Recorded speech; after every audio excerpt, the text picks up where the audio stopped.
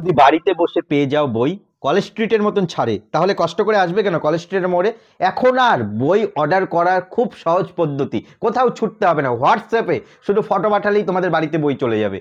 আর কি, আমরা বইবাড়ি.in 2 থেকে 3 দিনের মধ্যে আপনার বাড়িতে বই পৌঁছে দিয়ে থাকি।